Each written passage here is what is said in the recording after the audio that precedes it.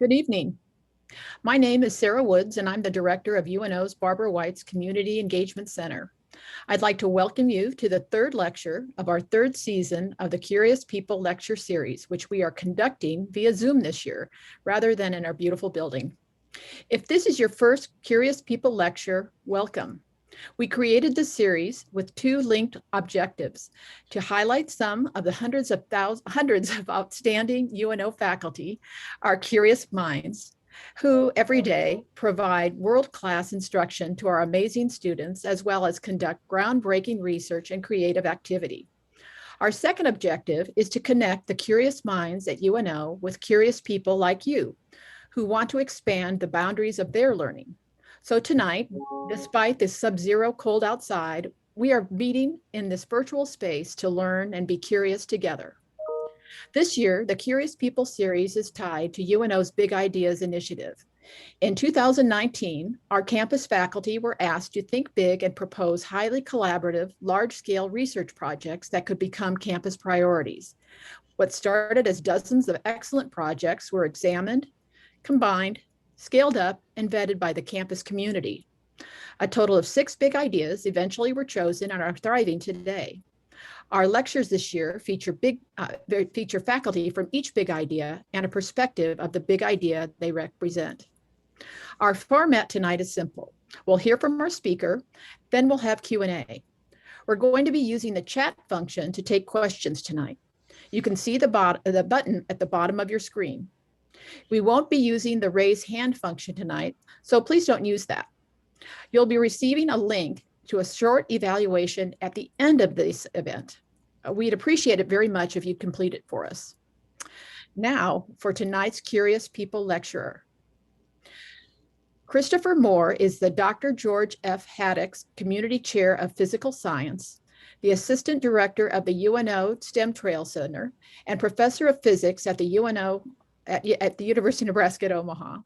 He conducts research in material science, discipline-based education in physics and chemistry, and institutional change in higher education.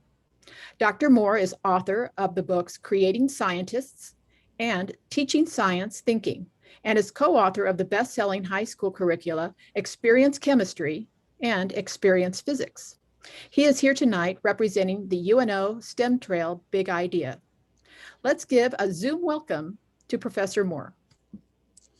Well, thank you, Sarah. I appreciate the opportunity to come here and talk with you today and join everybody and discuss how lifelong learning can elevate human potential.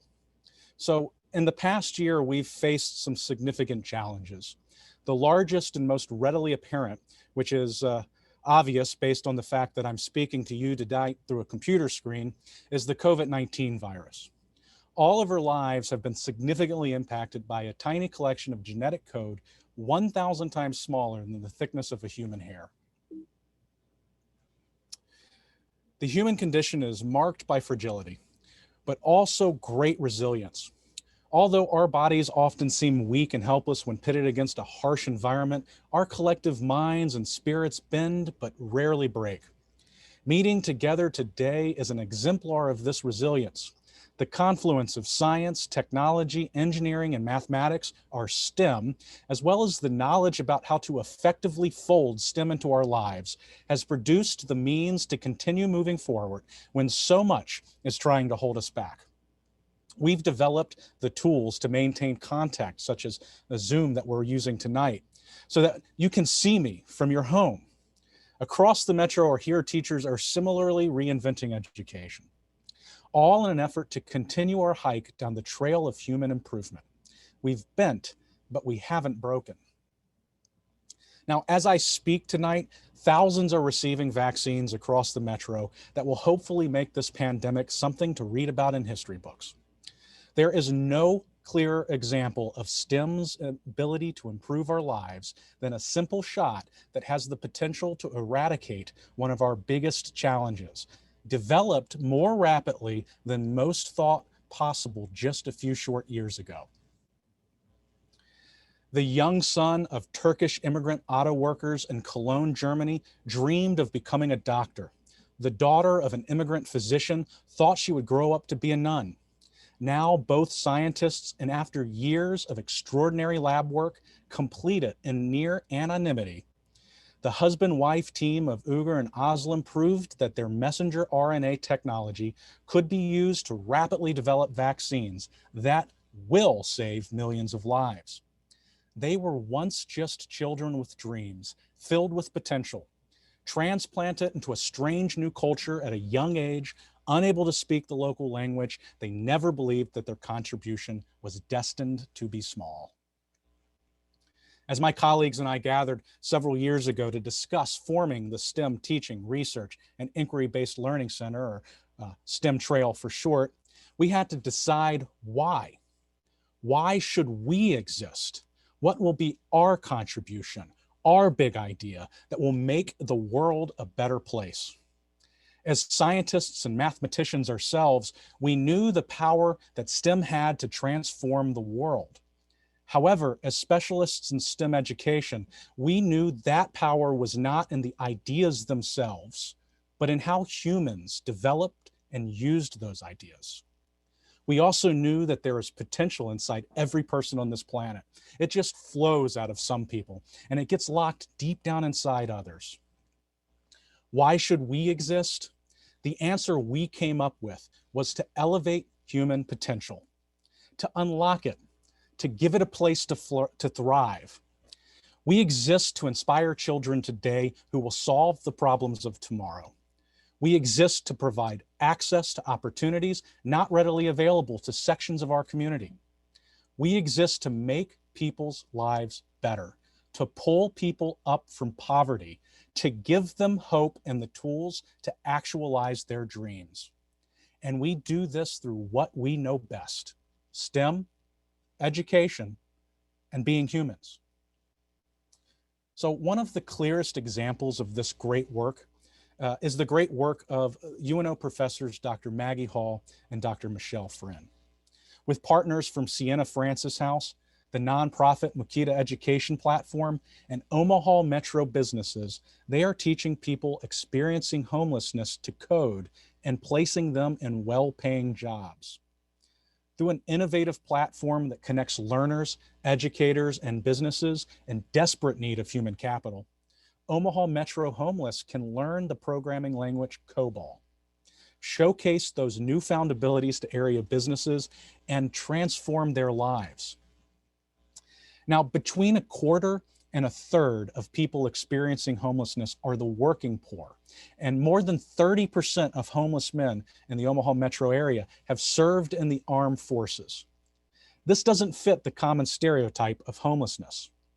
These are humans with a wealth of potential that have become vulnerable due to a job loss, medical bills, or other situational factors.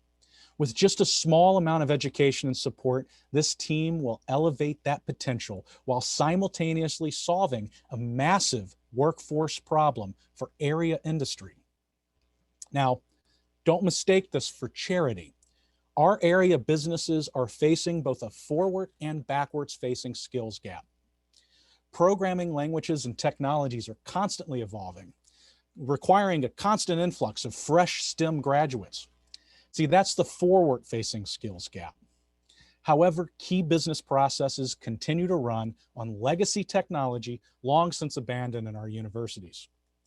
In particular, an eye-popping amount of your day-to-day life depends on the legacy COBOL programming language. With university graduates being gobbled up by the tech industry, the COBOL problem is becoming a slow-moving crisis. For example, IBM reports that you will interact with COBOL 13 times every day. There are 200 times more transactions processed daily by COBOL business applications than there are Google and YouTube searches. 80% of in-person bank transactions and 95% of all ATM swipes are processed with COBOL. 220 billion lines of COBOL are in active use today, with the US Social Security Administration alone running on roughly 60 million lines of COBOL code.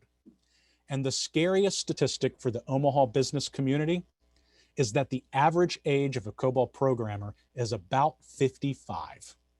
This is a massive backwards-facing skills gap. Maggie and Michelle and their team have combined STEM with humanity to solve very real business problems.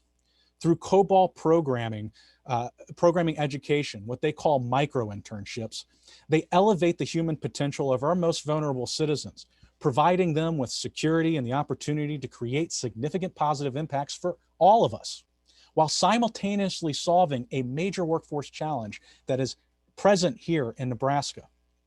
Now, I have to emphasize that projects like this can't be built in a vacuum.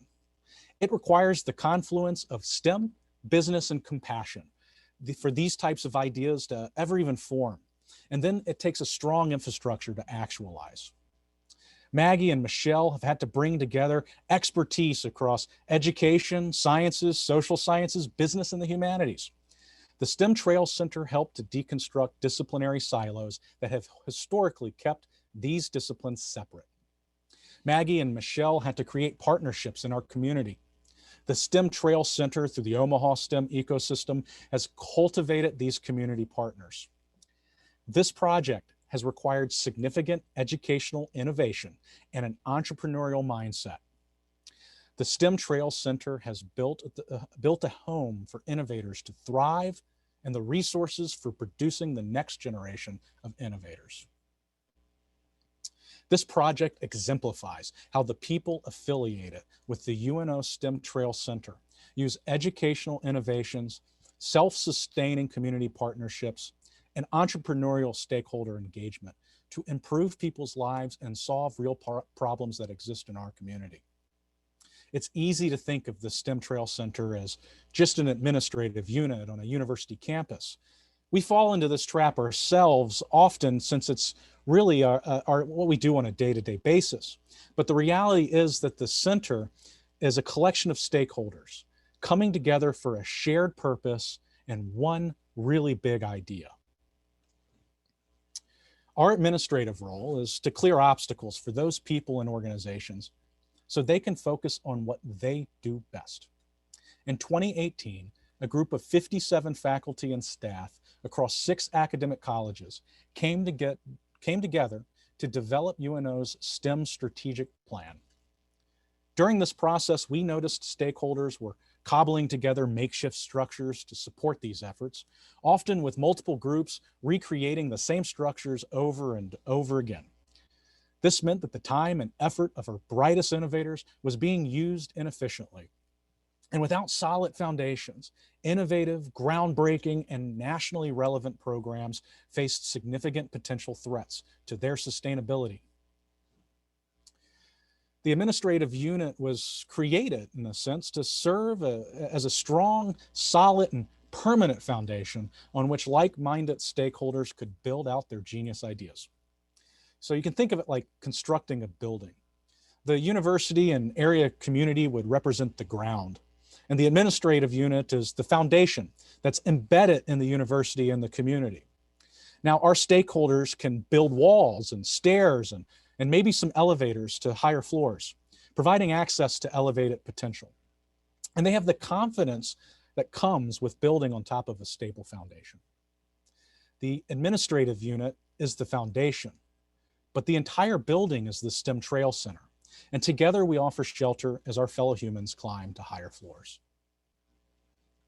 Now today, I want to share with you some of those projects and show you how everything we do centers around the same unifying theme, that education, no matter your age, is the key to unlocking the potential and improving your life. I'm going to share with you how we're inspiring young minds, increasing accessibility to life-changing education, increasing capacity through train-the-trainer models, and the national impact that we are creating. So let's start with Megan Atkins. Dr. Megan Atkins is an associate professor of physical education at the University of Nebraska Kearney.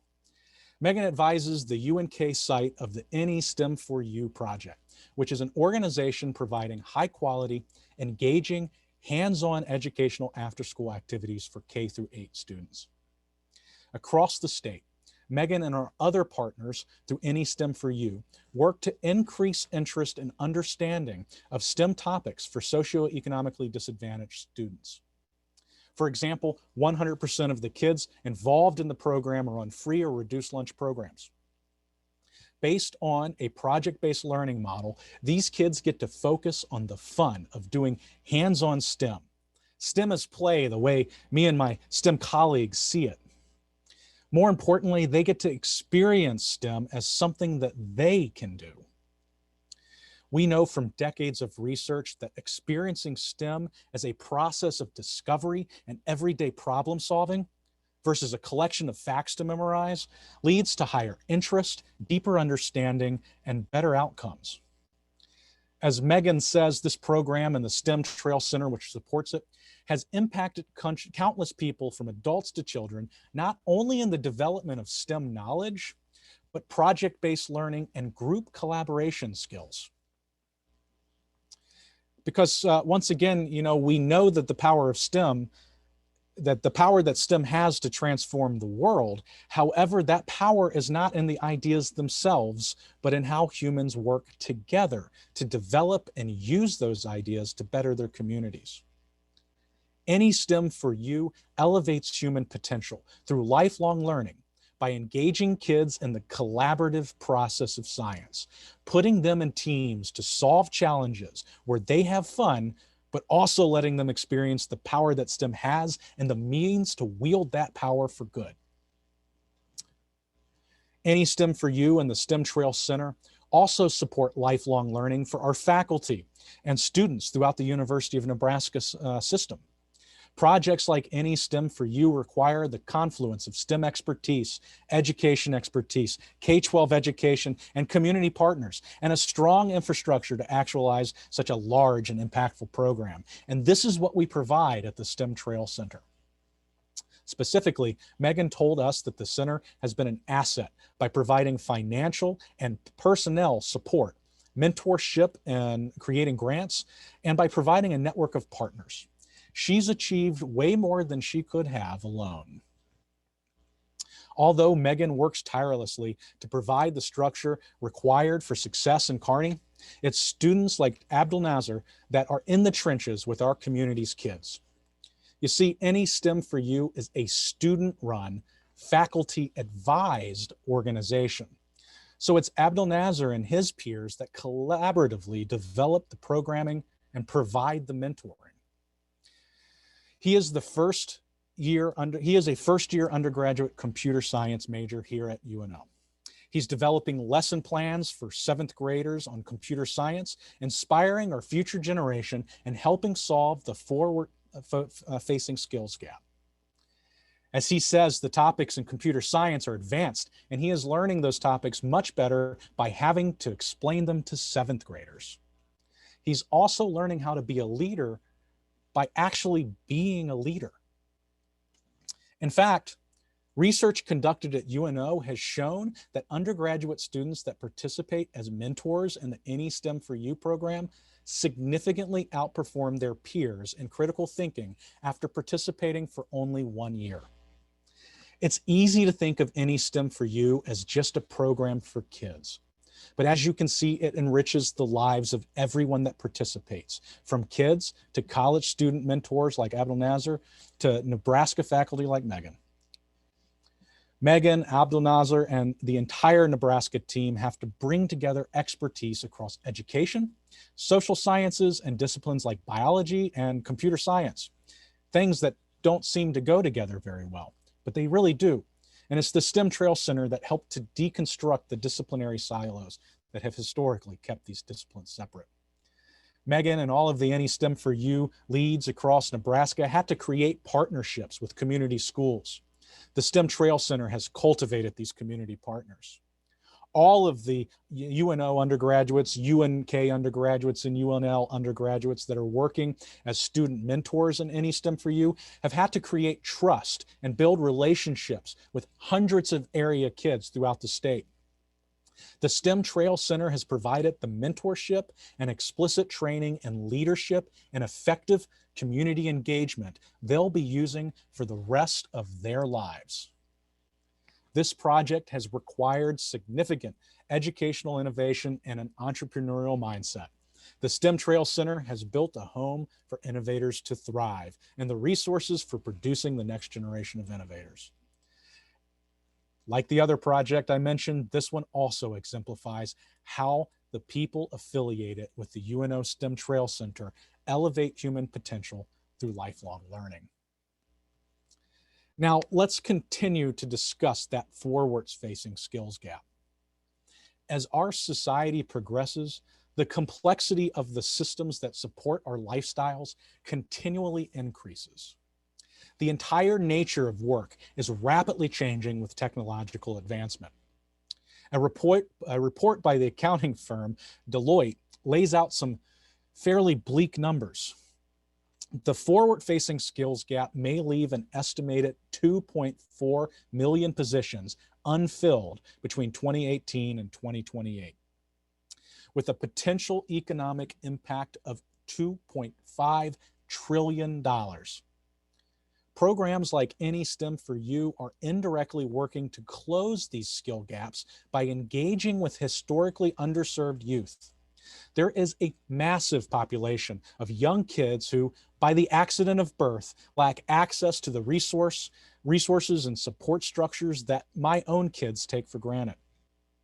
These are small humans with a wealth of potential, no different than the son of immigrant auto workers whose life-saving vaccine is entering the arms of hundreds of millions around the world. However, what happens when we're successful? What happens when we unlock that potential during an Any STEM for You program? What happens when they later knock at our doors here at UNO, bursting with enthusiasm, intelligence, and grit, but with empty wallets? What happens when their fight to make their contribution is impeded by the structural barriers society has constructed, the red lines they don't know how to step over? If we're truly interested in elevating human potential and closing this skills gap, then it behooves us to start with those whose potential needs the most elevation. Increasing accessibility, diversity, inclusion, and equity in institutions are, of course, moral imperatives. But due to changing demographics, they are also prerequisites for a university's continued existence, and therefore the hope for closing the skills gap. By 2026, the total number of 18-year-olds will have decreased by 15%. That is a bleak reality for universities attempting to grow their way out of other budgetary pressures and employers facing an aging workforce. However, the young Hispanic population has exploded, with Hispanic students making up 23% of the total student population, and rising high school graduation rates leading to projections of massive university enrollment growth for this demographic. The precipitous decline in white and rapid rise in Hispanic college-age populations means that a university that fails to attract, retain, and graduate a diverse population of students will have to shut its doors within the next 5 to 10 years. The university's efforts with respect to accessibility, diversity, inclusion, and equity cannot be treated simply as the morally right things to do. They are, but they must be approached as a core effort that is the thing staving off institutional obliteration by the coming existential crises in higher education.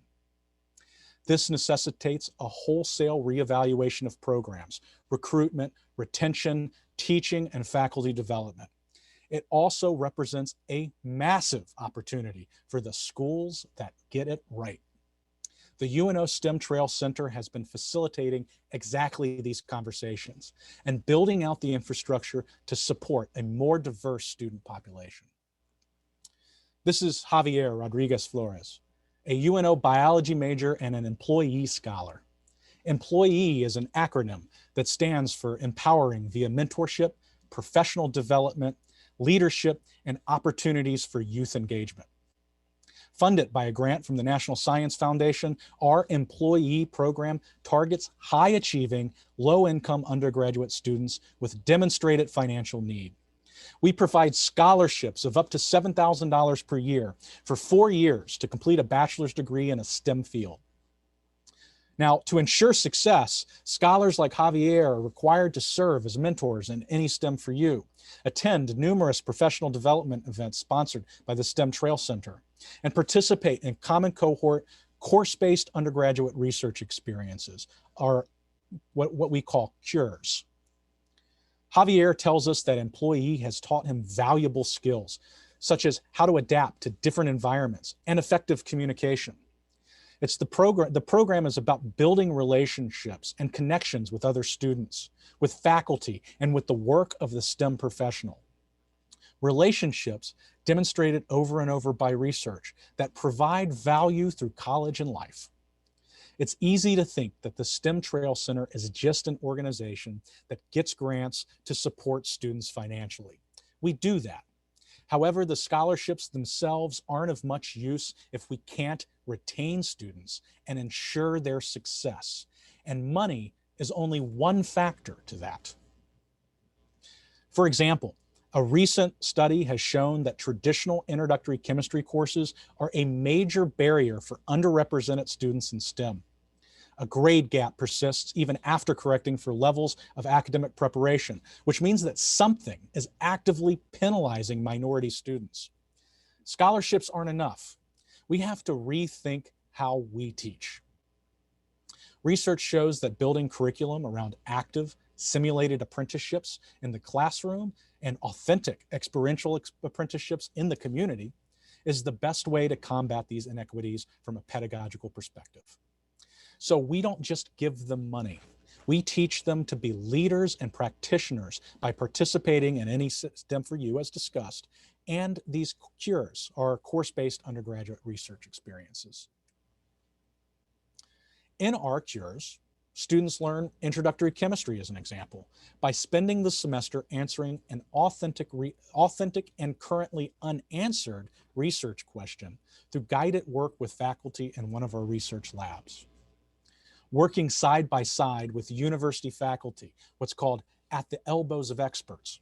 Students learn about chemistry content while actively engaged in the process of doing the science. One of the fundamental features of a cure is that the answer to the research question is unknown, and not just by the student, but by anyone at all. And often it's the students themselves that are involved in the process of determining what that question will even be. This embeds the student into the problem. They own it, and the impacts are huge.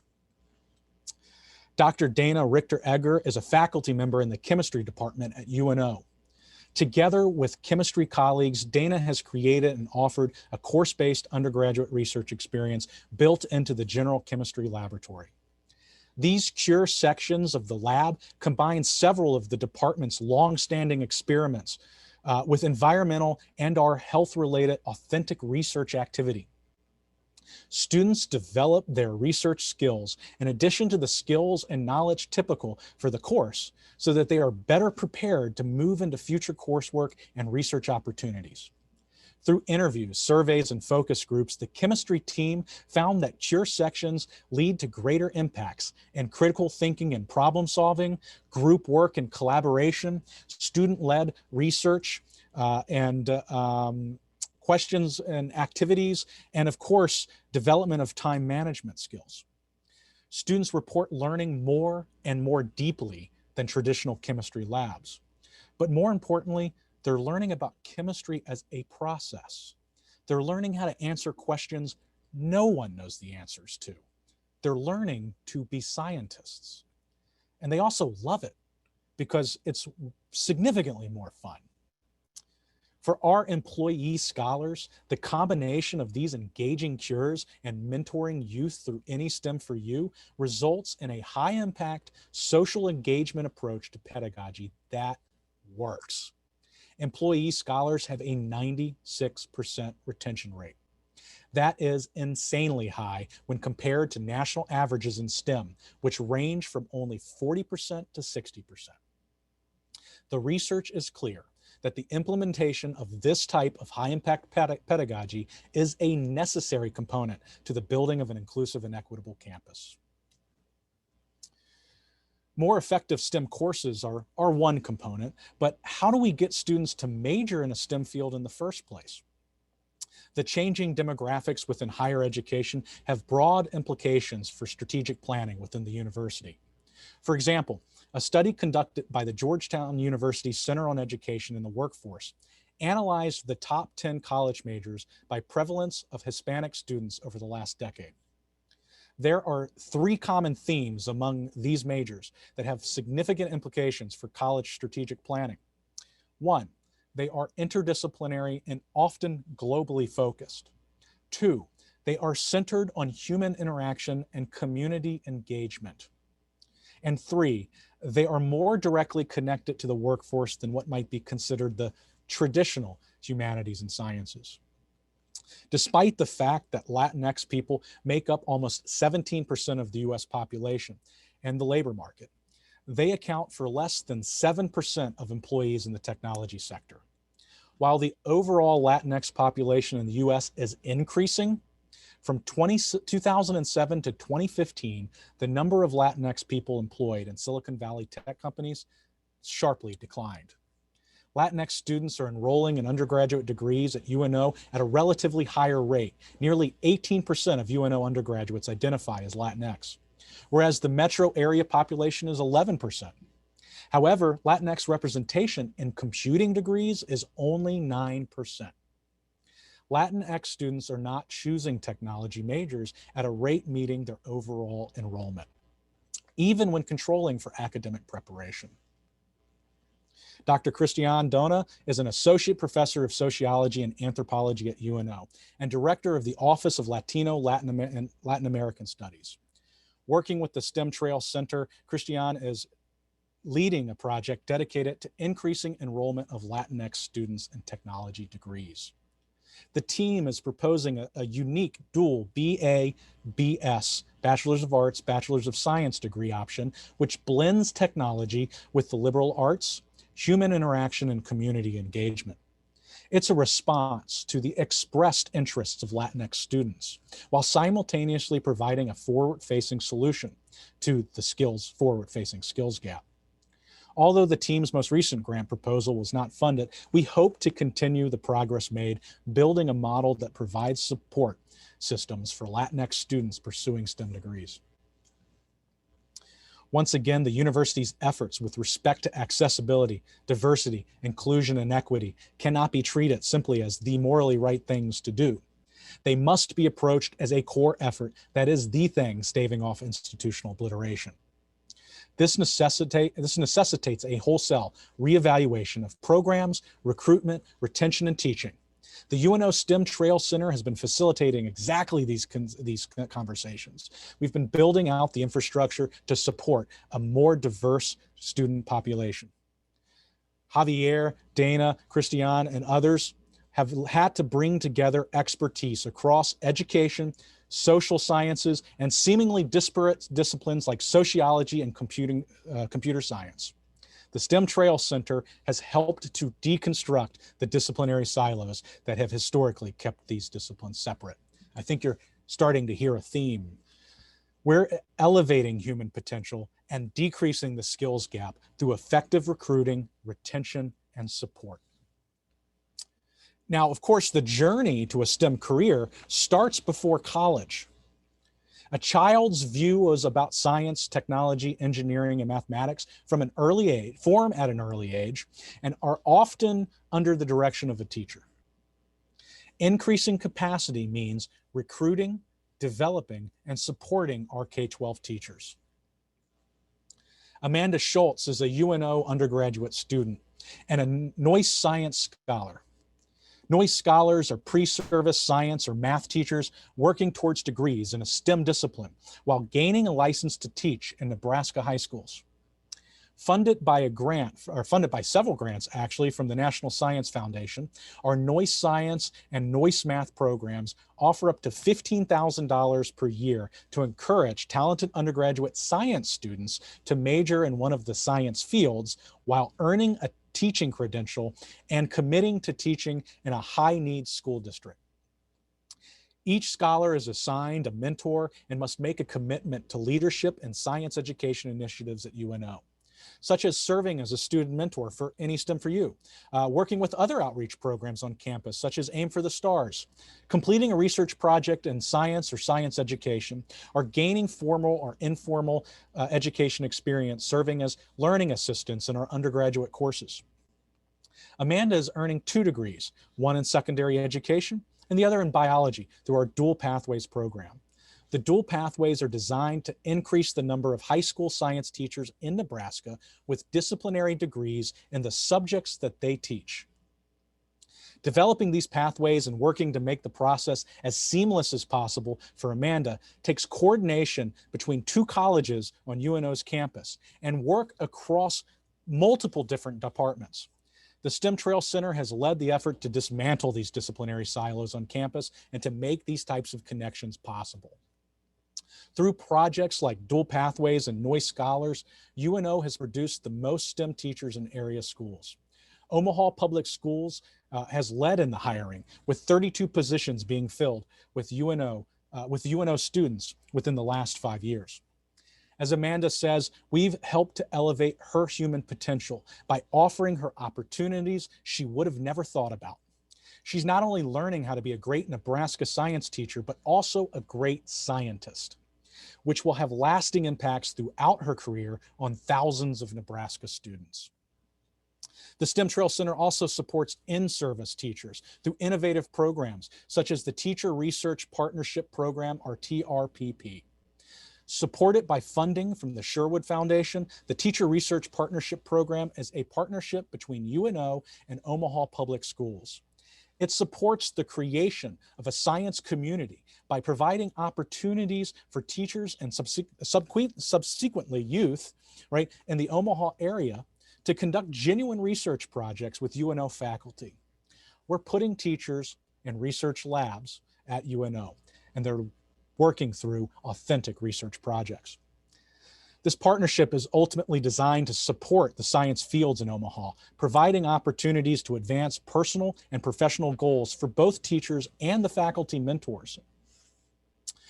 The 2020 Teacher Research Partnership Program, which you can see a wonderful picture of here, included 13 OPS teachers and 13 UNO faculty mentors, working on projects in biology, biomechanics, geology, and health and kinesiology.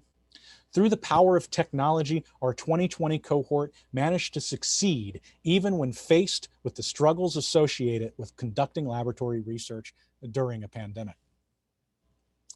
Programs like the Noise Scholars and TRPP are just samplings of the many programs available through the STEM Trail Center, designed to elevate the potential of our Nebraska teachers. And of course, those current and future Nebraska teachers elevate the potential of our Nebraska youth.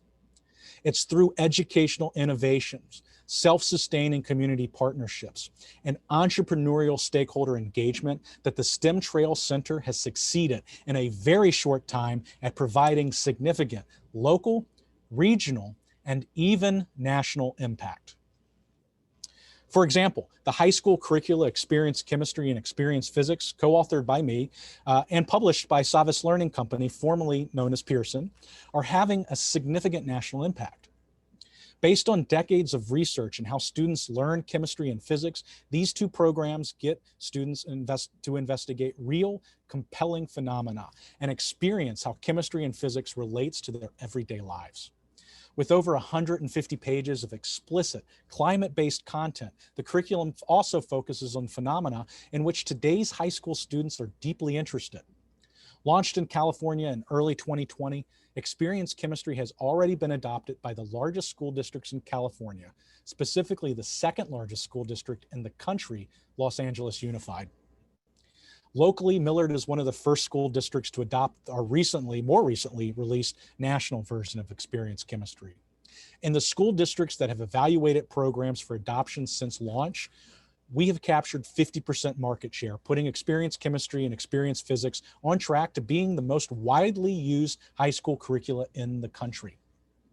We've been getting a lot of positive feedback from teachers and school district leaders about these curricula, exactly because we engage students using topics they care deeply about, and the solid research foundation. Founded on UNO's campus by principal investigator Patrick Raut, the Communities for Mathematics, Inquiry, and Teaching, or COMMIT, provides support mechanisms through professional development, mentoring, and collaborations to help members sustainably transform their teaching of mathematics and statistics. COMMIT communities provide ongoing access to professional development without the need of a plane ticket to a national conference or workshop. There are currently 10 COMMIT communities spread across the US, covering about 39% of the country. The number of communities is continually growing, with an additional 14 communities in some stage of formation right now across the US and Canada.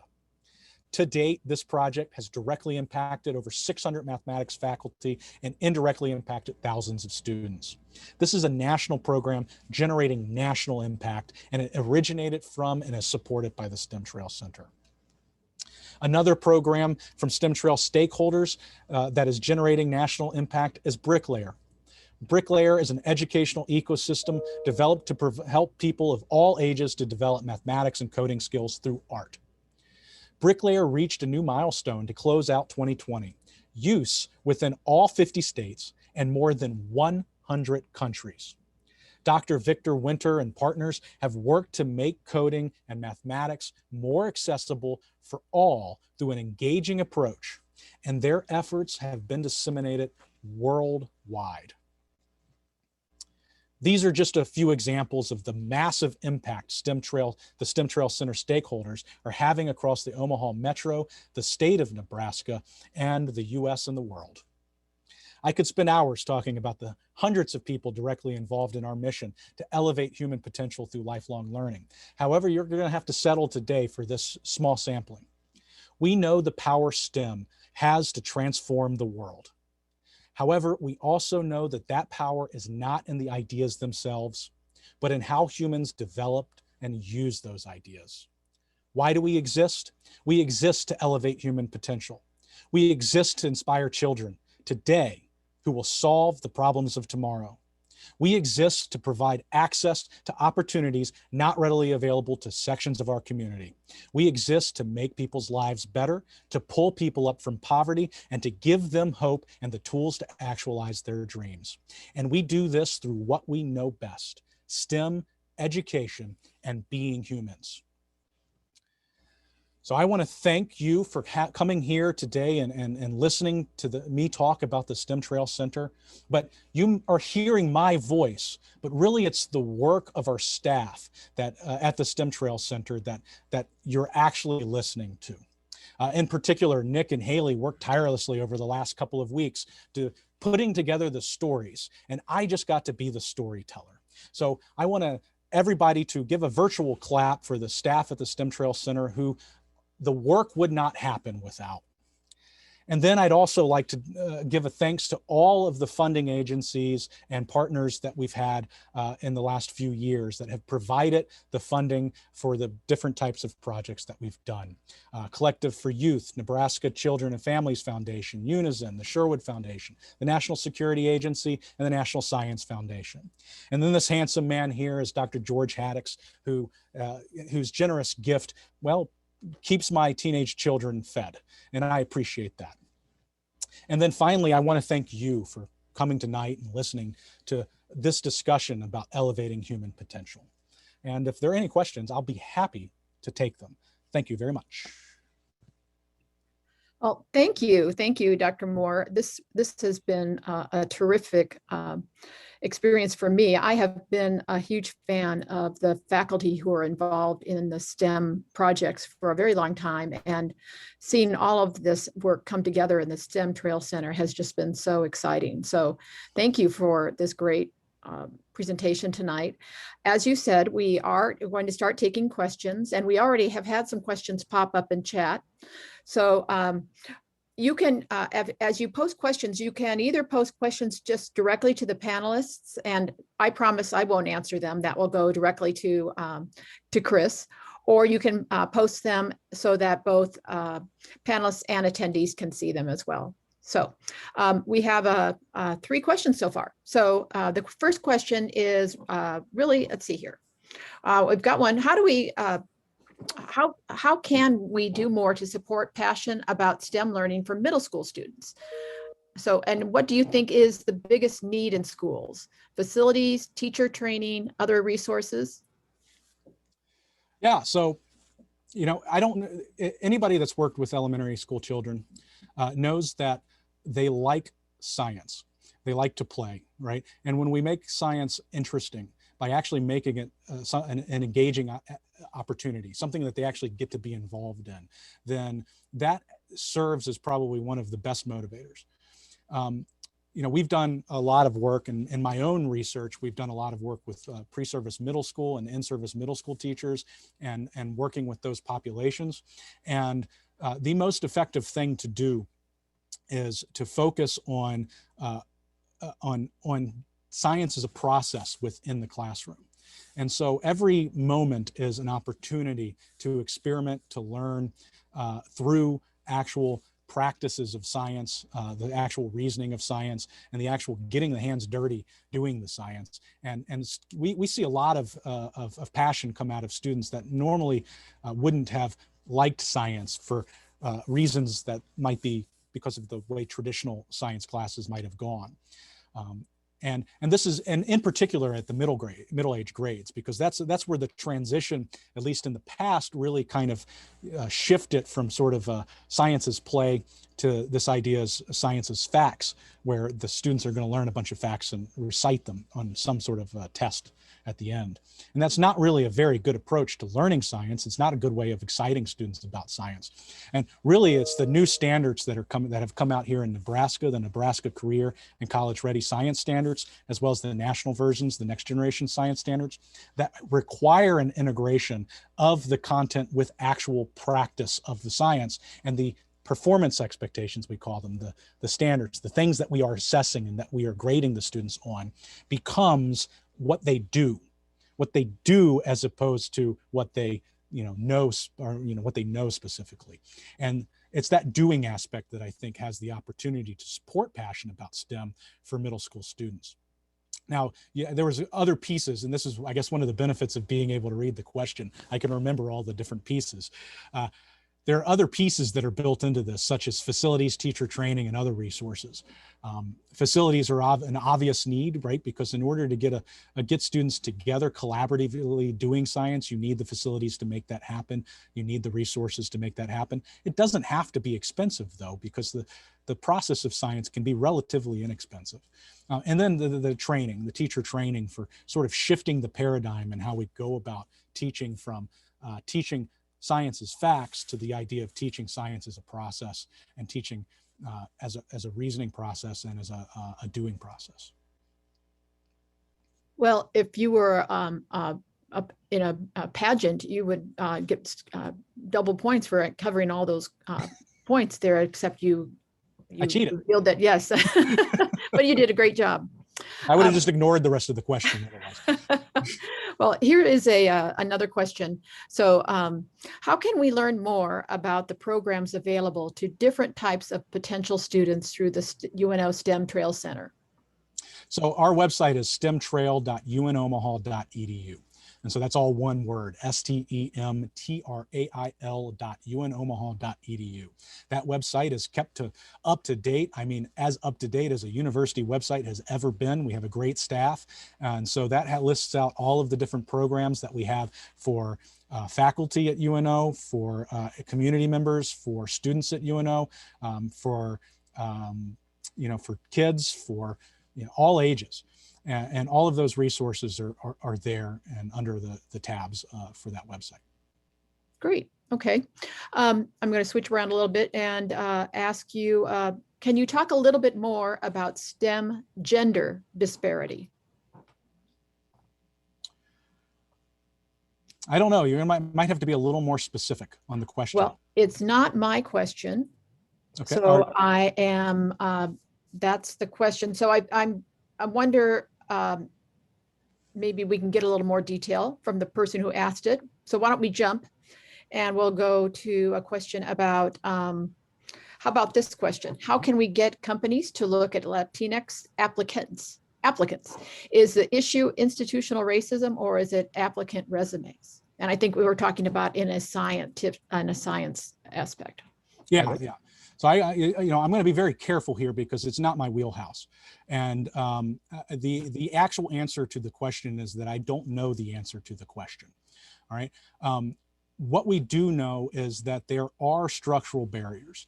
We see this in the research, and it's not muddy. It's actually very clear that that students, particularly in STEM fields, there is a grade gap between white and minority students, and that grade gap is there even when we control for academic preparation, as an example, socioeconomic status. All of these things we can control for, and we still see this grade gap.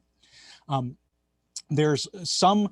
What we do know about how to address it is that we see those grade gaps start to disappear the more that we focus our courses around a more reformed pedagogy.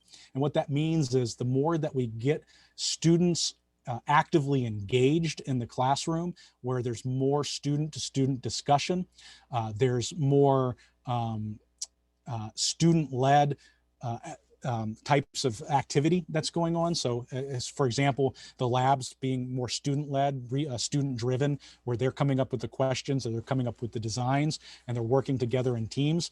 We find that those types of pedagogies result in a disappearance of that gap. And so in some ways, it may just be, ideally, it's a pedagogical concern that we can address, right? But, there's also going to be other issues that I'm not going to be qualified to talk about too much. But that's what we're focusing on, because that's our expertise, is where can we make education better for everyone. And so that's obviously, because not only does the grade gap disappear, but of course it doesn't have a negative, it actually has a positive impact on all students, not just minority students. And it just has a disproportionately positive impact on minority students. And so that's our focus on changing the way that we go about thinking about our science courses in order to approach those issues. Now, in terms of, again, being able to cheat and look at the question again, the only thing I can say about hiring practices is that the skills gap is so massive that it is to the absolute disadvantage of the business to not hire Hispanic or Latinx employees, right? And I think a lot of it, the representation, the disparity has a lot to do with the representation disparity we see in the universities, right? So they can only hire, but who exists, and so that's an issue that we have to solve all along the way, K-12, college, and into the workforce. Yeah, absolutely. Okay. Okay, so we did get some clarification on the question regarding women in STEM, and the question was, some clarification, they offered that young women are less represented in STEM fields in the same way that Latinx and other BIPOC people are represented. So I think that's kind of where that question was coming, just the underrepresentation of women. I see the question now. I didn't see it before. Oh, okay. Yes, well, I mean, that's absolutely true.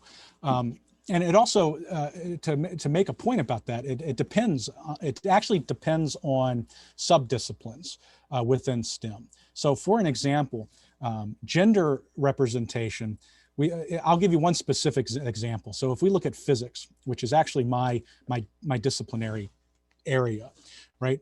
There is a huge gap in representation, men to women. So there's significantly more men than there are women that actually are in a profession, a physics-based profession. However, if we look at physics education, and in particular the subdiscipline of physics called physics education research, we reach gender parity. It's the only subdiscipline of physics that reaches gender parity. And if we look around at the different disciplines, and in particular some of the research I was discussing a little bit by Georgetown, showing the types of areas that seem to attract women and also Hispanic students.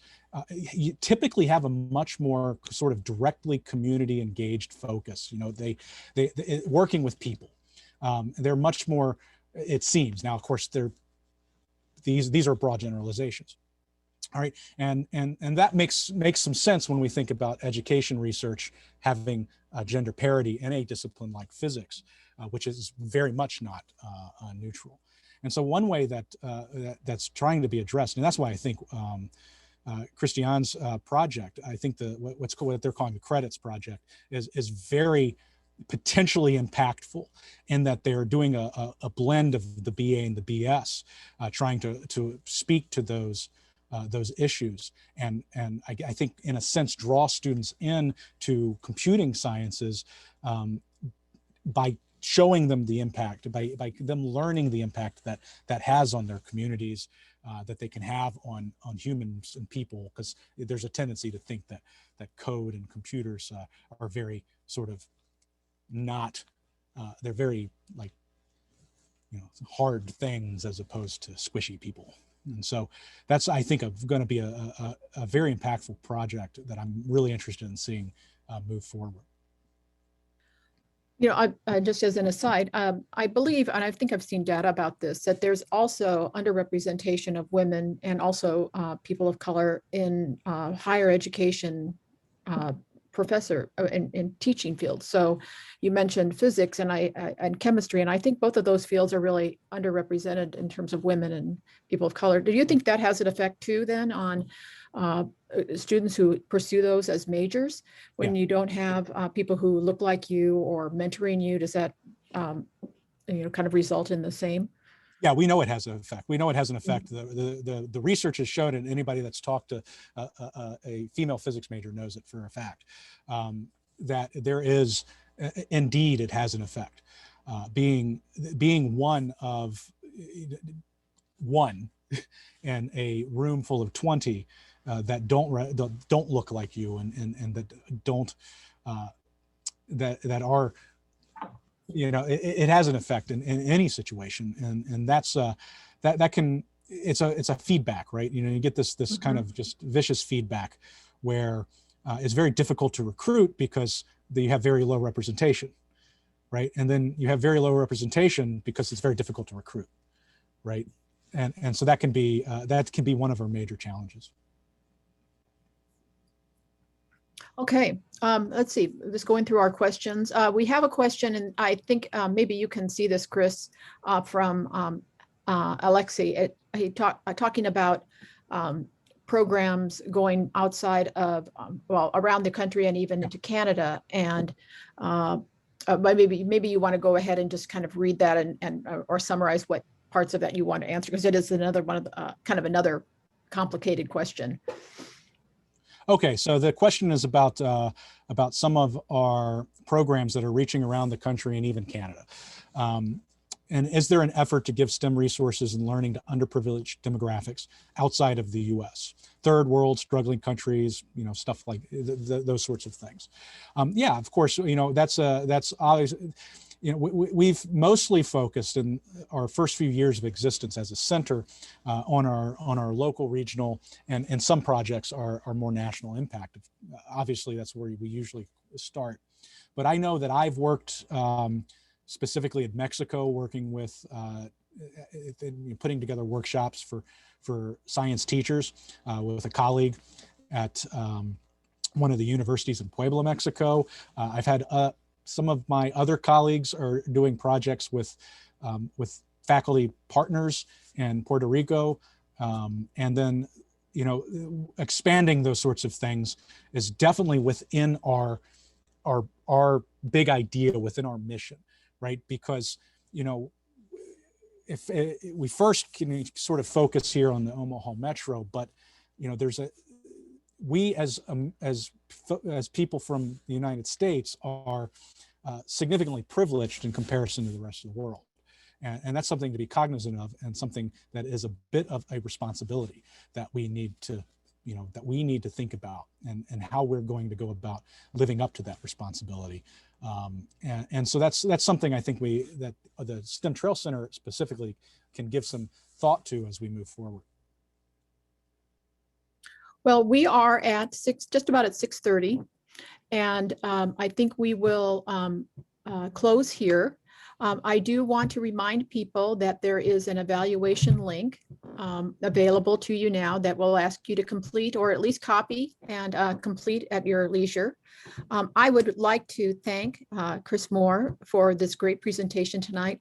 I'm just stunned and amazed at all the resources that are available through the STEM Trail Center, and also just the expanse and dedication of both faculty across the city, across the state, as well as at UNO, and the commitment of people throughout the community, teachers, volunteers, educators in the public schools and private schools. It is really, truly amazing to see just what commitment there is to engaging students of all ages, even older people, to really be much, to really gain much more education and commit to even careers in STEM. I think this is has been a terrific experience tonight. So do you have any closing remarks, Chris?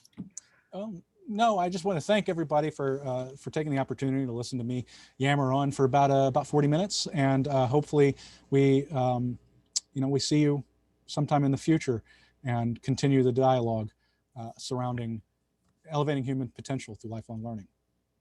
Well, thank you again. It was just a terrific experience, and we'll close tonight, and just again thank everyone for coming, and invite you to our next event, which I don't have in front of me, but will feature Dr. Jorge Zuniga from our biomechanics lab.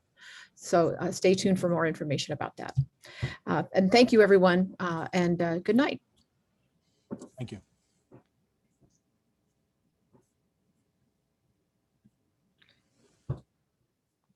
And if you